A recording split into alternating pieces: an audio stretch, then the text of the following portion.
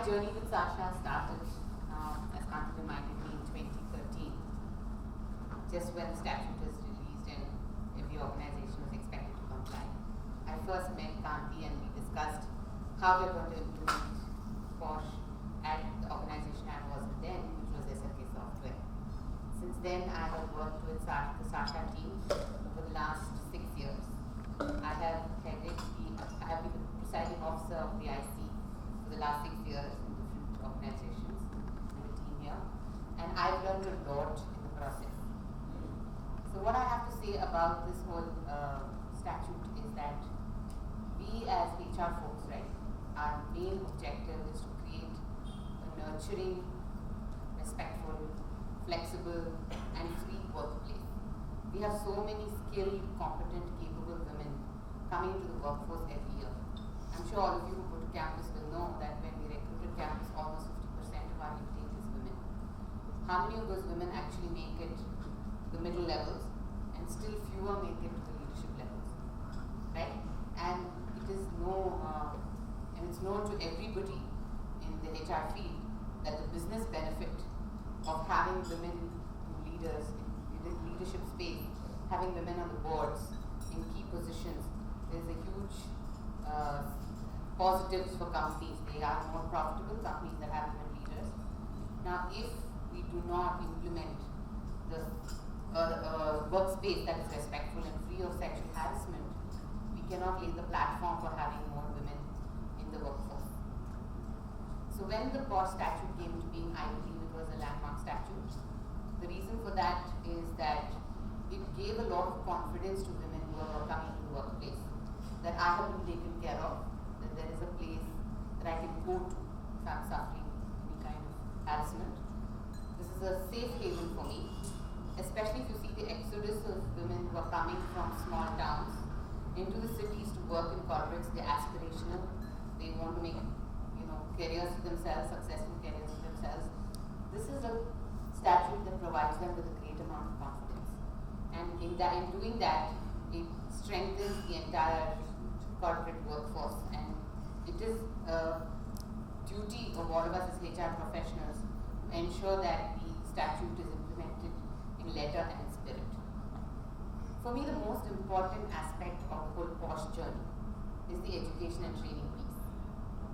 I have learned through my journey with Sasha that it is not the intent but the impact that matters. And how do employees get to know this? People who come straight out of campus in all their childishness, their playfulness, come into the corporate atmosphere and then get into bad situations that may end up with them having a complaint registered against them. So the education piece is probably the most important piece. I know they didn't talk about it, but I know Sasha does wonderful workshops. Many of you are their clients. I also know that many innovative approaches have been done. There's e-learning, there are theatre workshops that are being done to make sure that people are sensitized and everybody knows what is an acceptable behavior and what kind of a behavior is unacceptable under the POSH Act. Right? Now, education and dialogue, like I said, and the other part of it that's very important is the communication and branding piece. When I say communication and branding, it's about communicating the organization's stance. To say if zero tolerance as an organization I have for sexual harassment, it's something that we need to go out there as HR folks and let everybody know, so that when they confront or when they have a complaint raised against them, they know exactly what they're staring at. So this is very important on our part to do, and that is something that over the last 6 years I think I have successfully managed to implement in various roles that I've had. The other part, and which is I think has been discussed today before, is how do we drive trust? So in the initial stages of my POSH journey in different organizations, I always felt ecstatic when there were no complaints at all. And I said, wow, I have the best organization, we've done the greatest job, and there are no complaints in my organization. And that's when I realized, as we moved on, that it's probably because there is no trust. Nobody wants to come out and say that there is a problem. Because we we need to inspire the kind of trust within women employees, to tell them that the organization is willing to walk the talk, that the law is not there, the policy is not there just to be put on paper or on the internet, but is there in letter and in spirit, and the management and the leadership are willing to follow what happens as a matter of the inquiry. So the trust building is a very important aspect of the whole implementation of the PAWS statute. Now, how does this trust get built also depends on how we select our IC members. The IC members must be people who have stature, must be those who have influence within the organization, must be seen as ethical, fair, straightforward. So it's very important for us to pick the right IC members, both male and female, so that the organization's trust can be provided. So the other thing is, I think one of them mentioned, is justice should not just be given, but should also be perceived as given. Right? So when justice is served through one of the investigation, one of the hearings, there is trust that's being built within the organization. The other best practice that I have followed and I've found that it works very well is to go beyond the brief of POSH and have informal connects with women.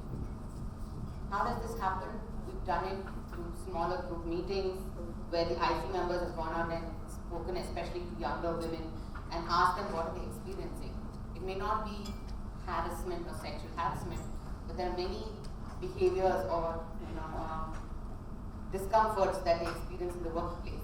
When we went and did these kind of touch points, we found some of them had problems with people staring, with making comments, with jokes done behind their back, being excluded out of important conversations, etc. Some of which doesn't come out as something that they can raise as a complaint under POSH, but are still behaviors that are discriminatory in nature. So we took some of these experiences that we got out of these informal connects with women and created an informal connect forum with men. So the male employee in the POSH IC spoke with we had smaller groups of male employees and we sensitized them on what women found as discriminating behaviors. And we hope that if nothing else, it drove down that sensitivity and that education within the system. Right? Then there's a lot of hesitation on the part of people when they have to raise a complaint. And many of the speakers today have spoken about that. There is that fear of retaliation, there is that discomfort with the whole process, and there is the HR role that is very predominant in such a situation. How we nourish, how we take care, how do we speak to, what is the kind of emotional intelligence we possess to be able to navigate that situation, to help the complainant write down her complaint. Many of them have sat with members of my team.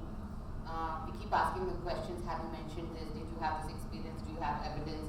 We help them draft that complaint in a way that makes it thorough so that the IC has a easier time of going through their investigations.